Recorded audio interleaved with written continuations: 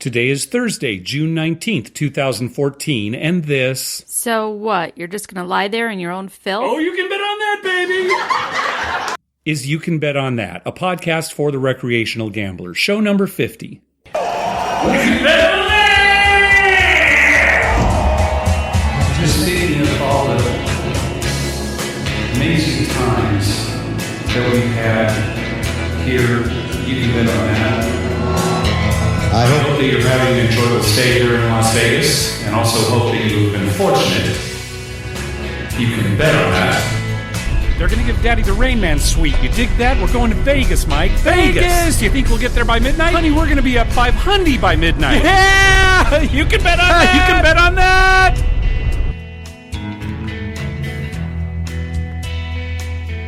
Las Vegas is waiting. You can bet on that. Hello, everybody. This is Mark. And this is Dr. Mike. Welcome to You Can Bet on That.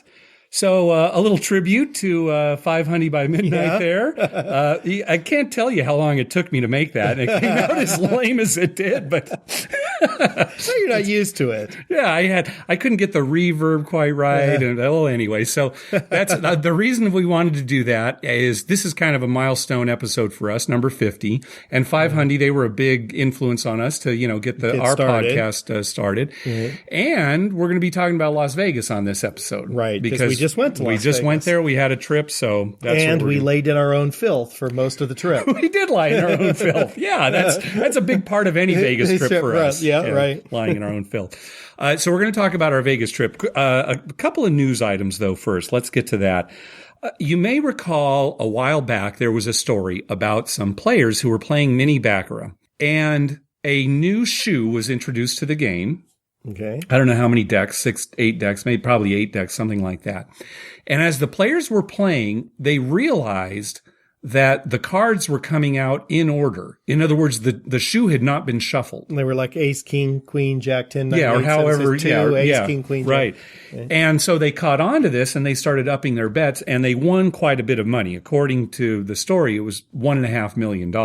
And I wonder if the dealer noticed.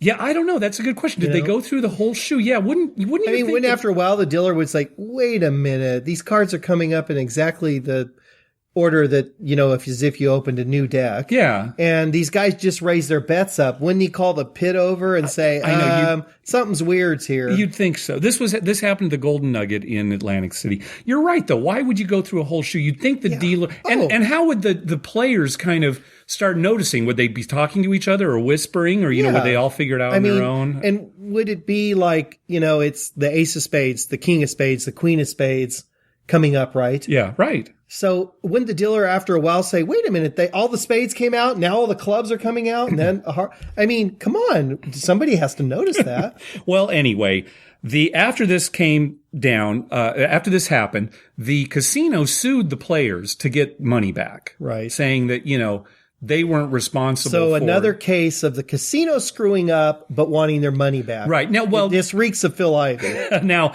keep in mind that the casino actually gets these shoes from a third party. Okay. Okay, so they don't put the shoes together themselves. So it was this third-party company called Gemico, and they provide the shoes. So they were the ones who failed to shuffle. So when they go through a whole shoe, doesn't the casino shuffle?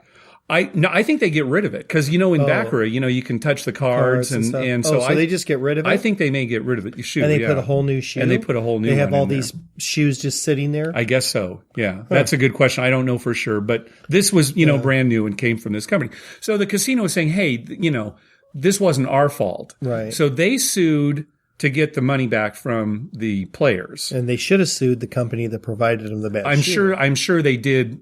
I think there was a settlement that went that way. Yeah. But ultimately, that's kind of my feeling is that, and again, I'm no lawyer. Right. I think maybe I've mentioned that on the show before. You've mentioned that a couple times, yeah. But yeah, it would seem to me that Gemico would be responsible and they'd have to, Well, they'd be responsible to pay the casino, and the casino would be responsible to play the players because the players didn't cheat in any way. Right. They just opened their eyes. Exactly. They took advantage of something they saw happening. Right. So anyway, originally this went to court. Oh, and the players also countersued the casino because they said that they were detained illegally. After it had come out. I guess Well, I'm not sure. It might have been the same day of, or I don't know. Yeah, well, But I'm they sure were- it's like once they found there was a problem, they detained them all. right. Because they probably thought there was some cheating going on, right? Very possible. Now, I don't know what this detainment entailed. Yeah. But anyway, they countersued. The stall log at the Golden Nugget. Right. Yeah, that's where they were.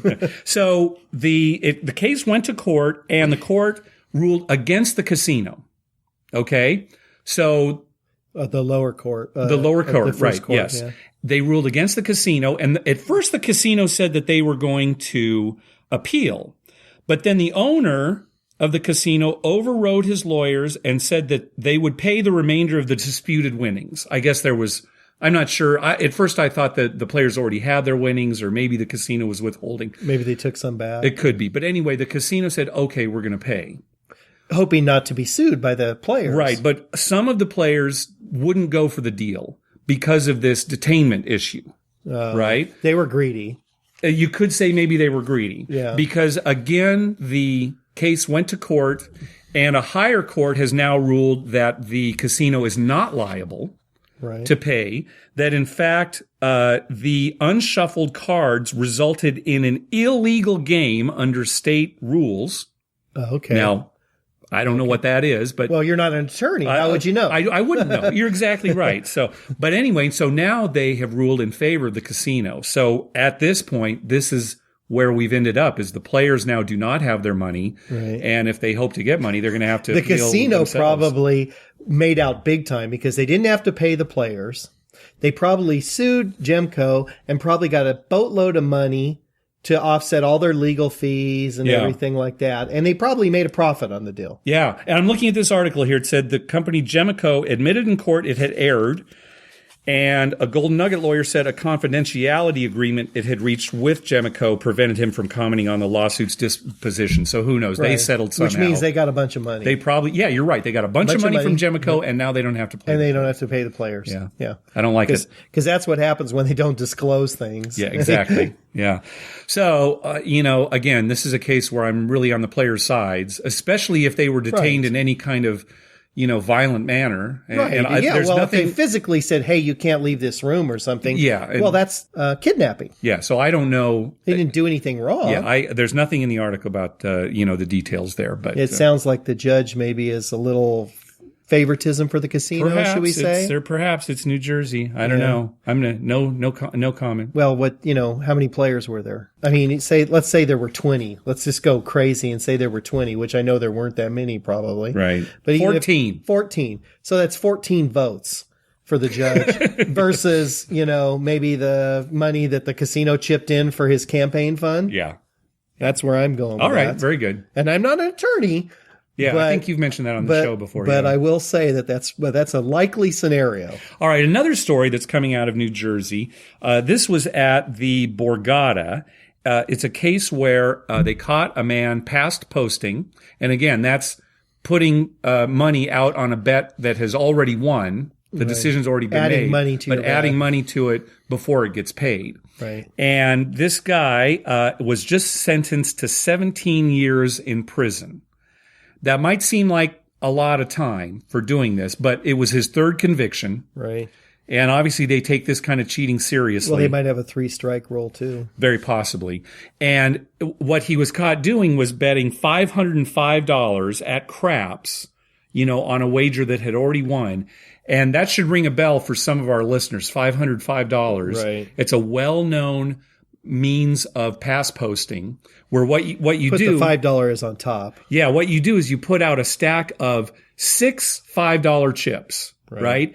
And you offset that top $5 chip so that the dealers can't really see the color of the chips underneath. Right. So you've got They're hidden in the shadow of the top chip. So you've got a total of $30 out there, right? And then when the bet wins, if the bet loses, they just collect it. If the bet wins, the cheater very quickly replaces the stack with another stack of 6 chips, again, with the $5 chip on the top offset, but now the 5 chips below it are all $100 chips. Right. And do they do that after so let's say that the dealer just pays, and how they'll match the chip stack. Right. So the guy would grab a stack of 5s. He would match that. He would put 6 $5 chips, and then the player goes out and like he's going to pull his money back, and then says, "Hey, wait a minute," and pulls back and puts the new stack there. Is that when he does it? That's a good question. I think he actually does it before he gets paid. Before he gets so he paid? does it Wouldn't you very see quickly. his hand, though? Well, I mean, that's the thing. I mean, it's a good question. Maybe they do it that way. Yeah, but because that way it's be like, "Oh, you paid me wrong, right?" And the dealer's already paying somebody else, so he's not watching your stack. yeah, that could be. I know they try to use some kind of distraction. Right. Maybe he was working with somebody who would distract the dealer. But I don't know if it's before or after. But yeah, you make a good point. It might be after it's already been paid. Right, because the dealer doesn't actually, although there's a lot of times they're supposed to break a stack down. Right. And look, they'll do that when I put 175 or 150 odds behind something. Yeah, they'll break it down. They'll break it down because they want to make sure that, you have 150, you don't have 3 quarters, and you have $75, you have 102 2/4. Yeah. So anyway, 17 years, it's not worth it. Don't cheat. God, it's not worth 17 years in a men's prison. Yep. And Because you wanted to make a few $1,000s. I don't think so. Plus he'd been convicted twice before. So unless he's really improved his technique, he's going to get caught again. He's not real good at it. They might be watching him anyway. So. He's going to be in a prison where, once a week they're going to give him a wretch dog from Slots of Fun. Uh-huh. Maybe he can play dice in prison. Yeah, right. That might be one good. He runs the craps game in prison. Turns out he's a millionaire at the end, right? No, it's all in cigarettes. It turns out he loses because everybody's pass posting on him, right? Right. The guards are distracting him, and then all the prisoners are putting out more money when he doesn't see it. Yeah. All right. Hey, we want to thank everybody who's been clicking through our Amazon link. Remember, whenever you're going to buy something through Amazon, go to our page first, youcanbetonthat.com, and click through our Amazon link at the top of the page. That way, when you make a purchase, we get a little kickback that helps cover the costs of hosting the show, and it doesn't cost you a thing. You'll pay the same price just like normal. So, we have returned from Las Vegas. Yes, we were there last weekend. This was a very quick trip. Too quick. Basically just one day, flew on Friday. Late, too. Yeah, late on Friday and stayed Saturday. And then I came back very early Sunday, and you guys came back in the morning. Well, we came back in the morning, but we still, I basically got up, showered, and ate breakfast and left. Yeah. We didn't play at all. It's funny because Thursday night, the night before we left, right. You texted me and said something like, "Why the hell are we not leaving tonight? Why aren't we going out there tonight?" Right. And I responded like, I was ready to do it. This was your idea to just make a quick, shot. Stupid work gets in the way. It's the worst. It's the worst. We're never doing that again. Yeah. People are going to have to wait. Okay? It is true. It was not counting some of the crazy short trips we took when we were both single. Yeah. Those don't count because we did that knowing on purpose, right? Well, that was during a time we were going like every 2 weeks too, right? So it wasn't like, once or twice a year, right? So, but yeah, we're at a point in our lives where let's not do this again. No. All right. No. But anyway, our time in Vegas is too precious to be wasted on one day. Exactly. Yeah. Friday night came and I got a text message from the airline. Thank God. Indicating that the flight was an hour late. And it was scheduled to leave at about 11 o'clock, right? PM. PM, right. It was 10:55 PM it was going to leave. And it didn't leave until what? It was close to midnight? Yeah, it was. It was something like that. It was close to midnight. Yeah. And it's funny because I called you as soon as I got the text message and, "Hey, Mike," and you were all excited. "Oh, hi, Mark. Where are you?" And I said, I thought you were going to say you're on your way to the airport, and we were just getting ready to leave. Yeah. Nope. Flight's delayed. So you were very upset. Yeah. I had to sit there and watch more TV. So anyway, the flight ended up being about an hour late. So we took our time getting down to the airport. We were sitting in the terminal. Right. You and I were sitting right next to each other, and your wife was on the other side. And she looks down at us and says, "Well, you guys are wearing the same shorts." We had on the exact same shorts. And you turned to her and said, Did you buy them at Target? And she's like, "Yeah, it's Target." Yeah, neither one, right? Our wives had bought the shorts for us. Right. We had never, we weren't trying to coordinate. No. So that looked really good, sitting right next to each other. Right. And I think the guy sitting across from us, remember, he was kind of talking to me a little, waiting for the same plane. Yeah. And he heard you hear to say that. And he kind of snickered like, "Oh, God." Well, the flight was late. We finally landed, and we were supposed to get a ride to Caesars. Well, you were staying at Caesars. I was staying at Paris. But they were supposed to pick us up in a limo because you're Right. 7 stars. Right. And we got there and, we got to the baggage area. Nobody was. Usually there's a guy with a sign right when you come down the escalator. Yeah. And he's standing there and there's no guy. So I'm thinking, well, our flight was kind of screwed up. So maybe things are screwed up. So you guys walked out. You and my wife walked out to the taxi We looked stand, outside to see if we could see anything there. and I walked down to another place where I knew sometimes they stand. There was nobody. Came back. We were just about ready to get a cab. And I said, well, they pick you up down below. Yeah, there's a elevator you take down one level, and that's where the limos park. Right, it's like an underground parking garage kind of thing. Yeah, for right. limos. So I said, let's walk down there. And so we walked down there, and there happened to be several Caesars/Harris Properties limos, and one pulled up right as we stepped out the door. Yeah. And the guy got out, and he was walking, and I said, "Are you here for, us?" And he showed me my name. Yeah, and yeah, that's us. So he had just gotten there. Yeah. If we had gone directly down to that lower level, he wouldn't have been there yet, and we'd still be walking around trying to find him. Okay, yeah, you said our flight was late, but that happens all the time. Right. Late flights. Right. I'm surprised they weren't. I'll tell you the funniest thing. So we're getting in the limo, and I said to the driver, I said, "Hey, my buddy here is with us, but he's not staying at Caesars. He's staying at Paris. Can we drop him off at Paris? Yeah. So he doesn't have to walk from Caesars to Paris with his luggage and everything." Yeah. And he looked at me and he said something like, "Oh, I don't know, it's kind of crowded out there. Or something. Oh, it's kind of busy tonight. I got to deal with that whole busy, crowded area." Yeah, that whole busy, crowded area. Okay, thanks. And then he said, "Oh, okay." Yeah. And so we drove there, and he was nice. Yeah. He was a nice enough guy. He drove by Paris. He slowed down to maybe about 15 miles an hour and just pushed me out. That I didn't care for, so I didn't tip. But the funny thing is it wasn't that crowded. No. And he drove off, and it delayed us, oh my God, maybe 2 minutes. Yeah. I mean, it was not much out of the way at all. Yeah. So anyway, you got to Paris. So I got to Paris, and listeners of the show may remember that I promised I was going to go straight to bed. Right. And that's exactly what I did. Well, you checked in. Then I'll tell you that this was the fastest check-in I've ever had at Vegas. It was, again, about 1:00 in the morning at this point. And the Diamond check-in was closed, but there was no line to check in. I walked straight up. Oh, yes, we got you right here. I mean, boom, boom, boom. And then I had never stayed at Paris before, but one great thing about Paris is the elevators are pretty close to the check-in, probably closer than any other. Well, my brother says Bally's is real close. Bally's is close too? He says also? Bally's is real close too. Okay. He likes Bally's for that reason. Okay, so the elevators are right there, up into the room.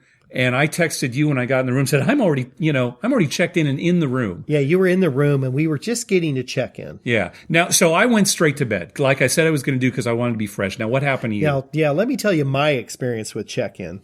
So we get there. The guy, lets us out. He was nice. We gave him a nice big tip. So I figured I owed him a little for stopping at Paris. But so he was happy in the end. Yep. We walk into the casino. We go right to check-in. And now the Diamond and 7-star area is closed, so it's just the regular check-in. Yep. There's like 3 people working, which I was surprised at 1:00 in the morning. Well, it was a Friday. Yeah, it was a Friday. And there was a line. There was like 4 people. Was there really? There was like 4 people in line. Yeah, I thought, we're going to have to stand in this line. Yeah. And a lady happened to walk by, and I was holding my 7-star card, and she said, oh, just go over here, stand there. And I noticed there was a separate line that said 7-star. Oh, okay. And she said, stand here and the next available person will help you. Okay. But so that they were all 3 helping people. So, I thought, oh, good, we're going to get in quick. Well, we're standing there and these 2 women come up and go right in front of us. Yeah. I didn't tell you this earlier. No, you didn't. That's the first time hearing it. Well, I was so mad about all the other stuff that happened. I didn't tell you about the 2 women. They came and they stood right in front of us like they were in line. Like they were in line in front of you. Okay. Yeah, they didn't have bags or anything. All right. They were just getting in the 7-star line, and obviously they had some questions for the check-in. Uh-huh. And I kind of we were already there. I mean, we were clearly standing there. Mm-hmm. And I kind of looked at the ladies and I was like, we're in line. Yeah. And then, okay. And they got behind us. All but right. they seemed put off, and they kind of well, is he really a 7-star, Uh-huh. Cause, I'm wearing a t-shirt and shorts, right? So then the lady finished the people she was helping, and she called us over, and we got up there, and I, identified myself, gave her my ID, and said checking in. And she said, okay, we have a room for you in the Palace Tower, which is the old tower. Yeah. And I'm like, oh, really? The Palace Tower? I thought we were staying, at the Augustus Tower, which is what our reservation said. And she said, no, we don't have you there. And then she said, what are you here for? And I said, we were there for a couple of promos. And she said, well, I don't have any of that listed. And I'm like, well, are you getting me confused with, my brother was also staying there, and we hadn't got in touch with him yet. So I thought, well, maybe, they think I'm my brother, Yeah. Same last name. Yeah. And my dad was on my brother's reservation because my dad was kind of uncommitted whether he was going to go or not. So my brother had just listed him when he made the reservation. Right. And your dad did not come. He with us, ended yeah. up not going. Yeah.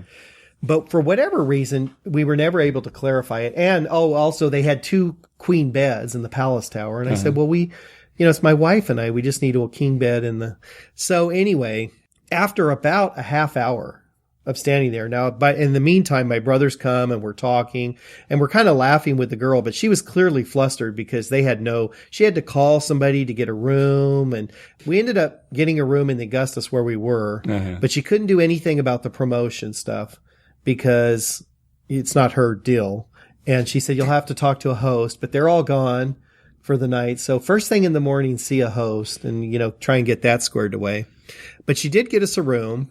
However, usually with 7-star people, you get, some kind of gift basket or welcome basket. There was nothing like that because they obviously didn't know we were coming or whatever. Well, poor baby. Yeah. So I don't know if I feel that sorry for you about not I getting was a special steamed about gift. that. Yeah, I'll bet. But anyway, it ended up, we did get a good room. That's so funny because, by now I'm asleep. Right. Oh, and, yeah. when I checked in, very good. We see that you've got a promo for $25 in free play and $20 food credit. And they had everything listed for me. No, we didn't have anything for us. All right. And so they didn't even have my wife listed, and she had a promo too. Okay. So, but they got that squared away. Anyway, we went up to the room. We threw our stuff on the bed. My wife kissed me goodbye and said, have a good time. And my brother and I headed to the craps table. Yeah. And we played. And we actually started off really well. Started off very good. First 3 shooters were all winners. And then it got cold and ended up going to bed just a tiny bit down. Okay. Just a tiny bit down. So it wasn't too bad. And what time did I tell you I went to bed? Like 4? I got a text from you, I want to say about 4:30, something like that. Yeah, it was between 4 and 4:30 when I was finally getting in bed. But I was up at 7:30. Okay. To eat breakfast with you and begin our day. That's right. So I woke up early and took care of some business. I went and bet on California Chrome, right? Which didn't pay off. It was a Belmont Stakes, didn't pay off, but I put a bunch of money down on that. We'll talk about that too because we watched the race later. And I played some money for my mom on the Big Bertha machine. She likes to that. play that. So then, I contacted you. Said, okay, we're getting ready. We'll meet you down at basically the coffee shop at Caesars. It's called Central. So I walked over to Caesars, and it was before you guys were ready yet. I walked over to one of those shoot to win craps machines. I figure, well, I'll play a little bit here just to kill time. And it's funny because we got an email from listener Cody this week who was talking about, we've talked about those machines kind of disparagingly because we don't really care for them. But Cody made a good point. If you're a novice or if you've never played before, it's a great way to learn, right? Sure. It's got, there's no pressure. Yeah. Cheap well, limits. you do have to make your bets kind of quick. That's true. It's like 30 seconds. Yeah. But you don't have a lot of time for there's nobody's going to get mad at you or you can't do anything wrong in quotes. Right. But it is a good thing for beginners or for people who maybe don't like the pressure or the social aspect of the game craps. So anyway, I played that I one number and then you called and said, we're already in the restaurant. We're waiting for you. So I went over there. This might be a good time to talk about this. We ate at this breakfast place, Central, and I guess it's a nice enough place, but it's just, we've only eaten breakfast I'll tell there you ever. What. Yeah, Lynn and I on a trip when it was just her and I, we had lunch there one time. It's way overpriced. Way overpriced. Way overpriced. Yep. I mean, $19 for 2 eggs, 2 strips of bacon, some hash browns and toast. Yeah, basically a Grand Slam at Denny's. Right. Yeah. It's basically a Grand Slam at Denny's, $19. Yeah. And I know it's a casino and everything, but it's way overpriced. Yeah. The service has always been okay. We've never had an issue with that. Yeah. It just seemed like it was a little pricey for. Well, anyway, so we ate there And then your wife went to get a haircut. Right. Right. And so, we did what we always do. We headed right to the roulette table. I texted my wife and said, we are currently playing roulette. That's not a typo. We went to the craps table first and it was crowded. It was crowded. So you said, let's play some roulette. I said, okay, let's go play. I saw that roulette table sitting there. I thought, let's play some roulette. So that's what we did. So together, the first game we played was roulette. Right. You cashed in first and I was going to watch a little bit. Right. And so what did you cash in for, like $200? I wasn't going to lose more than $200 at So roulette. it was a $10 minimum table. And for those not familiar, the way that when you see $10 minimum at a roulette table, that means if you're making any of the outside bets, those are like kind of the red, black, even, odd, or, the three First, columns, third, or second, that third, thing. right. Each one of those bets that you make has to be at least $10. If you're making any bets on the inside, on single numbers, double numbers, that kind of thing, your total amount bet on those on the inside has to be $10. So you don't have to bet $10 on one number. You could take 10 $1 chips and spread it over 10 numbers or any other combination, as long as you have $10 on the inside. Right. So that's typical for almost every casino. Yeah, that just look at the minimum and that's what it is. Right. So there was the dealer, who was very nice, said to us, "Oh, you know what's nice about playing here at Caesar's Palace is that if you've made the $10 minimum already on the outside, right, you don't have to bet a total of $10 on the inside." So you could bet $3 on the inside or something. Yeah, you have $10 on red, and then you could just bet, $3 on three different numbers in there. Right. And I said, "Oh, that is good. That's different from most casinos." Because most casinos don't do that. And it is nice because then, if you want to bet, like, say, $15 a hand, you'd put 10 on red and then pick, three red numbers that you like. Red 12 is what I'd pick. Yeah. That makes most sense. So, yeah, exactly. Are we going to have a roulette roulette session? Yeah. 12's your best number. It comes up more. Yeah, it does come up more. Ask anybody who knows roulette. So I said, okay, I'll play. So I cashed in, I think, for like 100. And in the meantime, there was a dealer change. Right. So I bet $10 on black. And then I bet just a single dollar on, a single number. Right. And she said, oh, you can't do that. That's two separate bets. The inside has to be at least 10 and the outside has to be at least 10. I said, oh, well, the previous dealer said that just like 30 seconds ago told us the opposite. It was the opposite. And she said, no. And she called the pit over and the pit agreed with this new dealer. Yeah. He said, oh, no, it has to be 10. So then we kind of got into an argument. He thought that we were arguing about the rules, but really what I was saying was, look, the dealer that was just here told us the wrong thing. If what you're saying is true, I just want to let you know your dealer was wrong. You might want to tell the dealer. There was nothing vague about the first dealer telling us this. It was you and I and another person, and we all heard the same thing. And she made a point of it. Oh, this is different from other casinos. Yeah. Well, she was bragging. She said, this is the best place to play roulette because we let you do that. So I said, okay, fine. I pulled back the single dollar. And then eventually that same original dealer came back. Right. And her story was kind of like, oh, I didn't realize you were doing. She made some mumbo jumbo. Didn't make any sense when she was trying to backtrack. It's like she had a mouthful of marbles and she was explaining it. I got nothing out of what she said the second time. The first time she was very clear. Anyway, so that was roulette. We actually had a fairly good time. You made a mistake. I made a terrible mistake. Yeah. So I bet 25 and 26. Because those are my daughter's birthdays. Mm-hmm. And so the whole time I'm putting 25, 26, $2 on each one, $2.25, $2.26. And then it got kind of crowded and I had to reach across. And I guess in reaching across, instead of 25 and 26, I picked the two numbers just below that. Yeah. And the lady spins the thing and then boom, 25. And I'm like, oh, great. You're and I excited. look and my money's on whatever the two other numbers below that are. Yep. Yeah. And then it never came up again. All right. Well, when we write our roulette book, again, we're going to talk about always bet red 12. Yeah. And, be careful when you're betting birthdays, which is another good system. Betting birthdays. They come up a lot. I mean, every year I have one. Yeah, as far as I know, too. I don't think I was born on February 29th. You haven't missed one. No, not that I know of. Yeah. Anyway, we had a good time. We didn't play that long, maybe 15 minutes, something like that. 15, 20 minutes. It was fun, though. Yeah, I enjoyed agree. Oh, I do. We never play. That's the thing. It was like it was something different for him. I was, roulette. So Mike was cashing out, and while I was waiting for him, it was kind of by the cashier area. I was looking, I saw a blackjack table. Your favorite table. Here's what blackjack has come to, all right? It was single deck. That was the only good thing it had going for it. Right, it was single deck. Single deck. Now, listeners may be able to figure out where this is going, because here we're at Caesar's Palace. Single deck. Here were the rules. 6 to 5 on blackjack. Boo. That's pretty common on the Strip now, right? Double only on 10 and 11. Double boo. No doubling after splitting. Real big boo. And the dealer hits soft 17. Yeah. All of those rules. Favor the house. And while I was watching, somebody came up and started playing. Oh my gosh.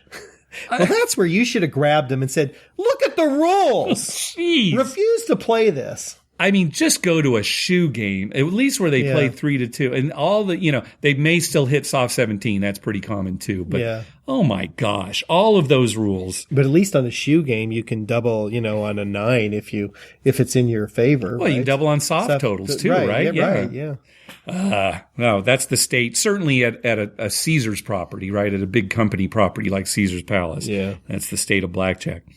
So your wife finished up with her haircut, so we headed over to she had a good haircut. We headed over to Serendipity 3. Right. And got her frozen hot chocolate. We all got frozen hot chocolates. Yeah, I got a corn dog too. That's right. And I have an issue with that corn dog. Let's hear it. It was cold. Uh-huh. The outside was hot. And remember how long it took to make it? It was probably just microwaved. It was probably a frozen hot dog they just threw in the microwave. Because the outside was pretty warm. The corn part was warm, but the inside was like cold. But at this point, I'm like, I'm not going to go back and stand, Unless you're getting a hot dog, like a hot dog on a stick from Hot Dog on a Stick, the actual company, you're probably getting one that's just being heated right, as opposed to actually fried there right in front of you. Right, yeah, and that's probably what this was. But it was still good. I still I like a corn dog. Okay, even though it's cold. Hot or cold. My wife's like, she's like, can I have a bite? I'm like, give her a bite. And she's like, it's cold. I'm like, yeah, I know. That's how I asked for it. I like a cold hot dog, but a warm outside. What got me though is that we're having these frozen hot chocolates, and I had one before. They're very good. If you like chocolate, they're super chocolatey. They're very chocolatey. But then I'm looking at the menu, and they have different kinds. Yeah, we didn't know that. I didn't realize. I don't think they had that the last time we were there. Maybe not, but they had like a peanut butter frozen hot chocolate. They had a mint one. My brother said he had the peanut butter one last time he was there. He said it was really good. By then it was too late. We'll have to go back. Next time. All right. It was my treat. Next time I'm going to treat you to one of each. We'll be like those Sonic guys. Oh, the commercials. Yeah, we'll get give me 4 frozen hot chocolates, all the flavors. Okay. Because then we each have our own straw. Yeah. All right. And it'll be a fun time at the craps table later. I don't think this is ever going to happen, but it's making a good story for the podcast. So right after that, we wanted to head over to Rio. Well, I wanted to certainly head over to Rio to see the World Series of Poker. So you and your brother and I hopped in the car. My wife went to the Forum shops. That's right. And started shopping. That's right. Yeah. So we went over to Rio and walked in. And I, said, okay, I'm going to the World Series of Poker. You wouldn't have any of that. No. Why wouldn't you go look at that? You've never been. I wanted to play craps. Oh, my gosh. That's all. My brother and I just went right to a craps table and had a great roll. Yeah. Well, I was at the WSOP. Yeah, it was all winners while Mark was gone. Well, so they went straight to the craps table, but I was trying to broaden my horizons a bit. So I walked back to the World Series of Poker. Well, obviously, we weren't there long enough for me to play anything, but I got a big kick out of it. It's huge. There are tons of people there. That I love the atmosphere. There's just so much energy.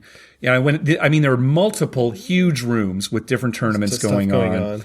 And, the energy, I just loved it. It was kind of reminded me of Comic-Con in a way, except, poker, right? And I'm passing people, listening to conversations. Oh, so the flop came 7-4-4. Everybody's talking about their bad beats, what have you. And I'm walking down the hallway, and Doyle Brunson is coming at me in a scooter. Oh, I wish. I should have stuck my foot out so that I could say that Doyle Brunson ran over my foot, because that would be a great story. Because Willie Shoemaker ran over mine. Ran over your foot in his wheelchair. I should have done that. I just said, "Oh, look out!" You should have paid them. You should have said, "Hey, Doyle, just run over my foot real quick, please. Here, I'll give you $100."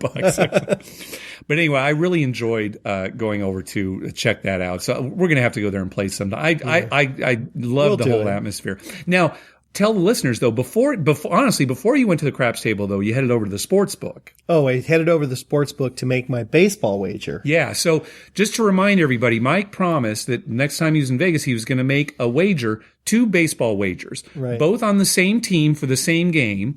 but one ticket was going to be voided if there was a pitching change before the game started, and the other would not. Would not be. And so my brother and I went over there, and I told the guy, okay, I want to bet $50 on the Padres to win tonight. Yeah. And he said, and then I also want to bet $50 on the Padres. And I believe they were playing, I want to say it was like Cincinnati. And I want to make a bet on them, but I want those two starting pitchers. They're listed. Yeah. And if there's a pitching change, what happens to my ticket? And he said, well, if you request those two pitchers and a pitching change, your ticket's null and void. You'll get your $50 back. Right. Good. So the way they printed that is on the regular ticket, it was, and the Padres were favored. They were minus 130. Yeah. On the regular ticket, it said Padres minus 130. Mm-hmm. On the second ticket, it said Padres minus 130. And then it had the two names of the Padre and Reds starting pitchers listed. Yeah. And that's all it had. Okay. So it's like, those are your pitchers. So that's how they designated it. Okay, good. So now different. We know how it's different. Funny thing is, later that night, we're listening to the game. The Padres are ahead 2-0 right off the bat. And I'm thinking, oh, great. They were favored. Anyway, so my $50 bet was only going to pay like $37. So I would get like $87 or something. For both of them. Yeah. And then, it was like the 7th or 8th inning. Cincinnati scores like 3 and goes ahead 3-2. Yep. And the last I saw, I was checking my phone. The last I saw, it was the Padres were losing 3-2. Yep. And bottom of the ninth. And as everyone knows in America, they can't hit worth a lick. So I thought, okay, forget that.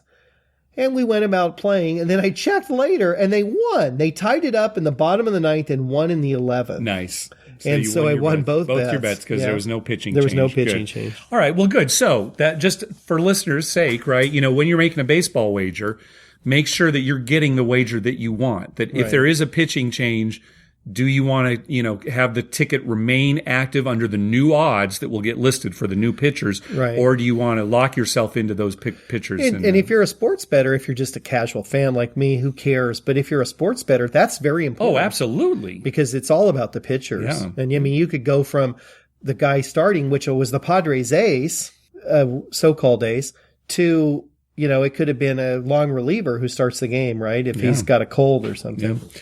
So we played it. So I came back and met you guys at the craps table, and we played at the Rio for a little bit more. You missed the world's grumpiest craps player. Oh, yeah? Remember that I telling you there was an old man at the table right when we got there. He was complaining about everything under the sun. Really? And he was complaining to the guy who was standing next to him.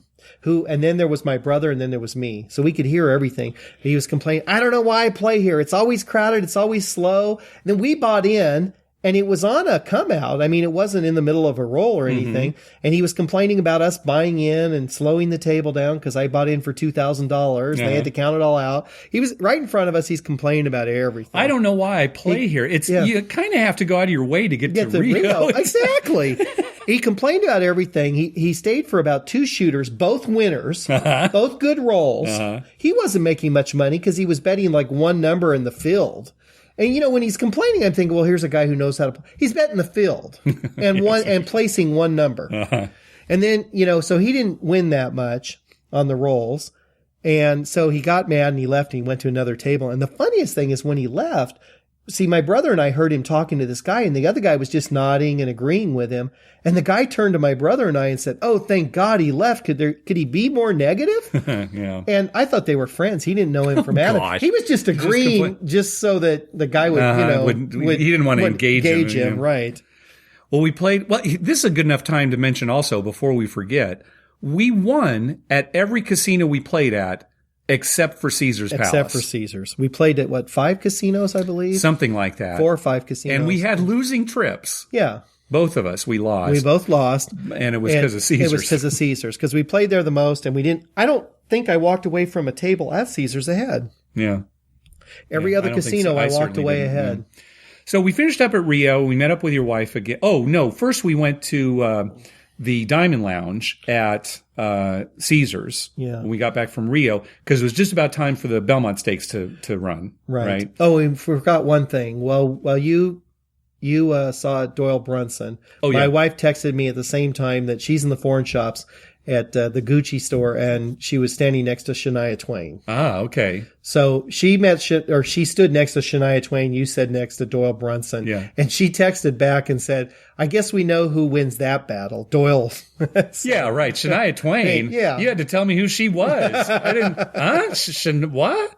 and they both are pretty handsome people. I agree. They're probably both about the same age. Yeah, about the same age. Good, funny little skit.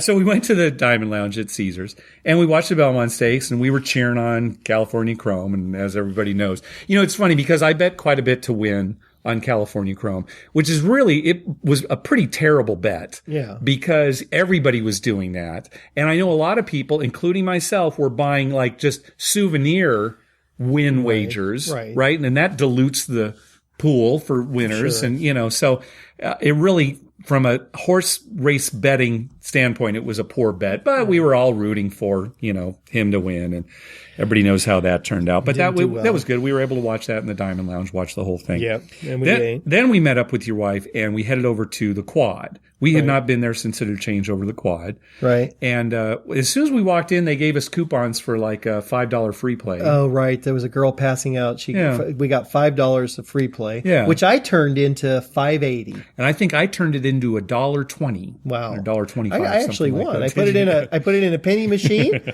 pressed it once, made one $5 bet, got $5.80 out. So we played at the Quad, and this was probably the best session that we had. We played craps. One thing they had at the Quad, they had little stools that you could sit on. Yeah. Pretty short stools. They were short. Yeah, you could barely sit, and you couldn't really reach your bets. No, but they were nice to sit down. I felt kind of silly. But yeah, they did have some stools there.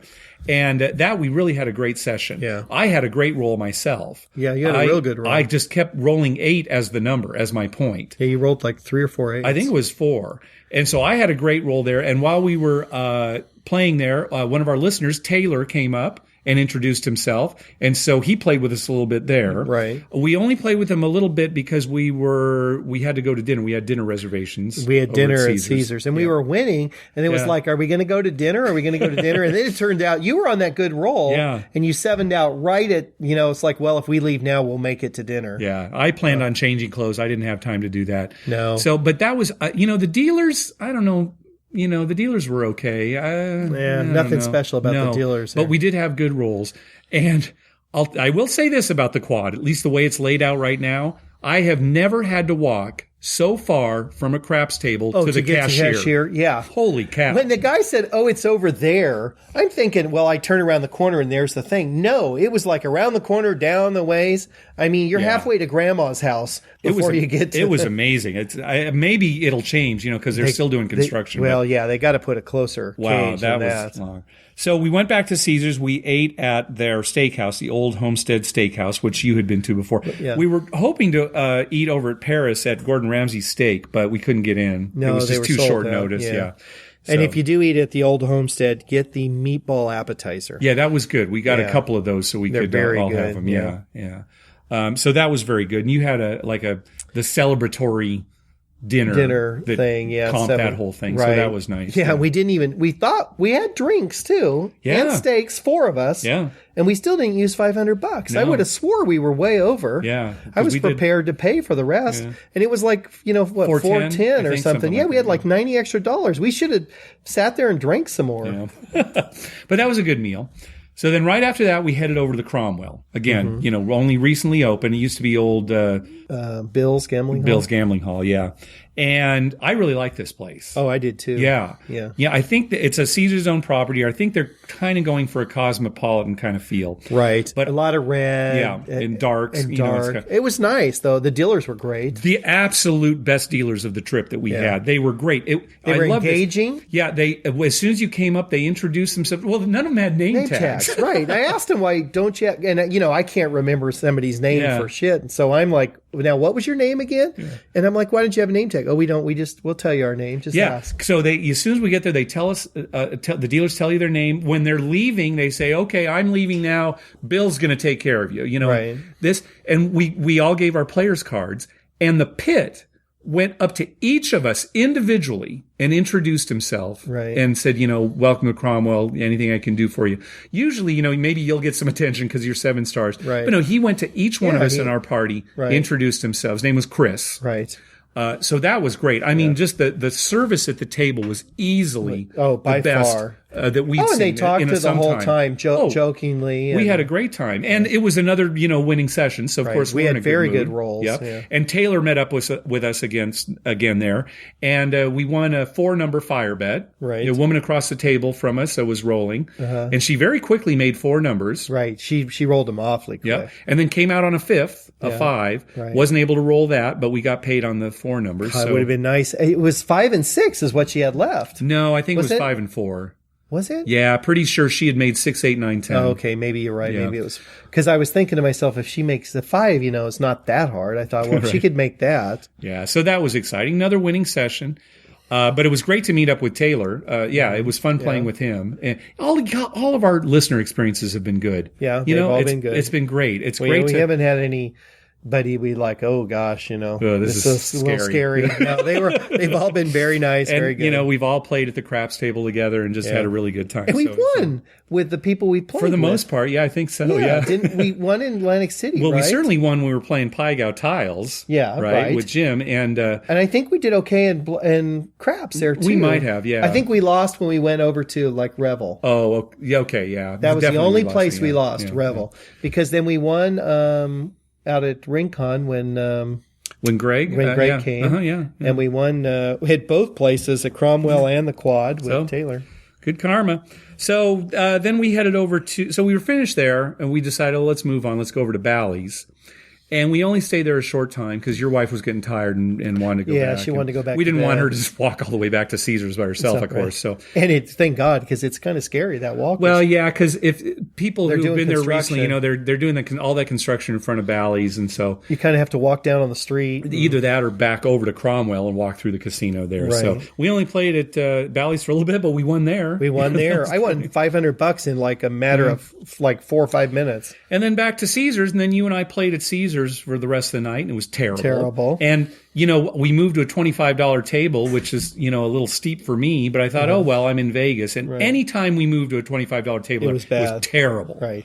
So we go back, I think we went to a 10 or 15 or something, and you won a little bit, but it couldn't make up for the 25. No. Loss. And, let's talk about this now, too. We were not happy with the dealers at Caesars. Oh, no. Okay. They're competent. But they're very competent. They were so distracted talking to each other, and not paying attention to the game. They're in their own little world. I can't tell you how many times we were there, and it's like, come on, send the dice. There's nothing going on. At one point, I almost said something, and I'm not the kind of person that would really make a stink, but I was getting so mad, because it was me and you and one other guy, and you rolled. And we made a couple of bets, and it was like, send the dice. And the guy just stood there because he was talking to the other dealers not about casino business. No, it was something completely unrelated. It was about personal. Something personal about meeting up with somebody. And I'm like, what the hell? Come on, let's play. Yeah, I don't even mind that if they're moving the game along. But 3 players at a table, that should be a fast craps game. Oh, yeah. Oh, they were bad. I'll say this. I've never really not liked the dealers at Caesars because they are very sharp. Yeah. And I like the fact that they know what they're doing.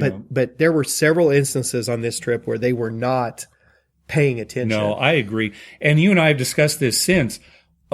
I stayed at Paris, you stayed at Caesars, but usually if we go together, like just the two of us, we'll stay at Caesars. We're not going to stay at Caesars anymore. I'm not. There's no reason to. Yes, it's nice, but you have to walk a mile to get to the elevator for your room. Right. We were talking about this restaurant, Central. It's overpriced. Right. If I want to just go to breakfast, I don't want to, and we want to do a coffee shop, I don't want to pay $20 for the meal. Right. Or I want to go to a place that's nice for breakfast. Right. And, this if you're paying $20, you want to go to a nice place. And then the high table minimums and I don't mind the high table minimums. That doesn't affect you as much. I really don't. If you ask me what's the thing you hate the most, it's that hike to the room. Yeah. I mean, give me a bus to drive me to the room. I mean, it's a long ways. Yeah. And it's not that I'm lazy or old or anything, but I just, when you're in Vegas, you want to get to where you want to be right away. Yeah. No, I know.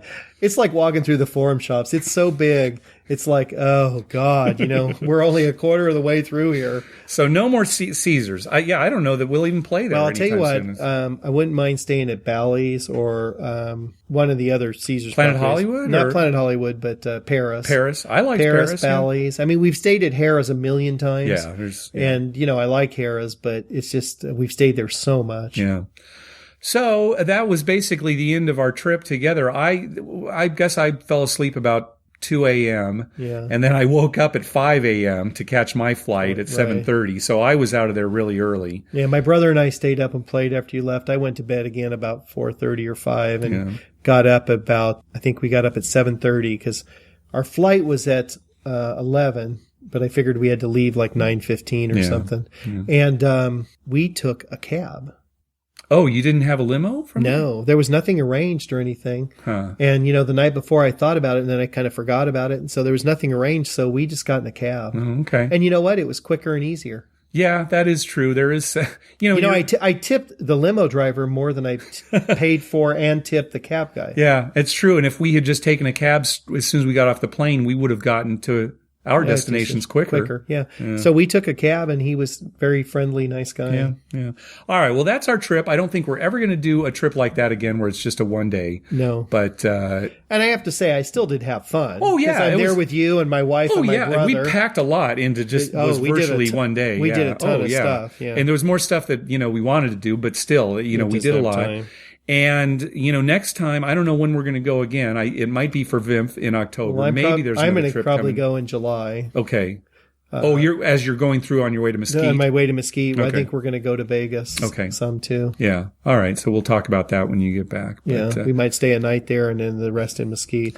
So that's our Vegas trip. We do have some outstanding emails and voicemails that we received. We will get to those on our next episode. So that's going to do it for episode 50. Be sure to download our app for your mobile device. You'll get access to all our episodes, quick links to contact us via Twitter, Facebook, email, and our voicemail hotline, and you'll get bonus audio.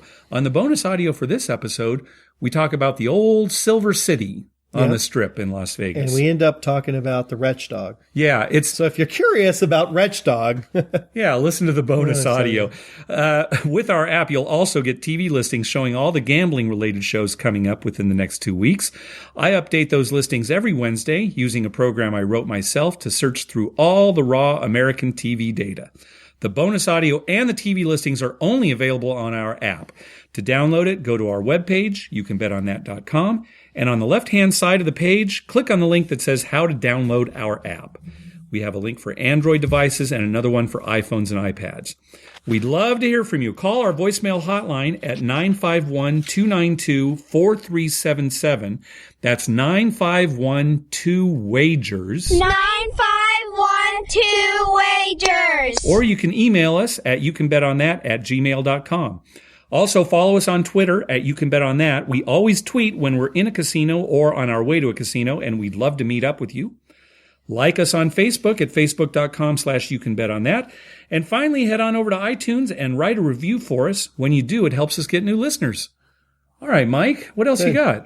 Not too much. I will say this, that it's hard to go from card crap play to dice crap play and then back. It kind of throws you for the first little bit. We were both laughing about that. I mean, for the first 5 rolls at Caesars, I was looking for the cards. Yeah, me too. I looked, okay, let's see. It's 2-3 on the dice. Let's see what the roll is. And I'm looking for cards. And I will say this, at Harrah's Southern California Resort, formerly Harrah's Rincon, the dealers are faster than at Caesars Palace. Oh, no kidding. Because at least at Rincon, they pay attention. And they're friendly and they're socializing. They're friendly and social, and they still carry on the game. Well done. So, yep. I got to give kudos to them. So they're better than Caesars Palace. Where are you going to hear that? Agreed. All right. Thanks for listening, everybody. Good night.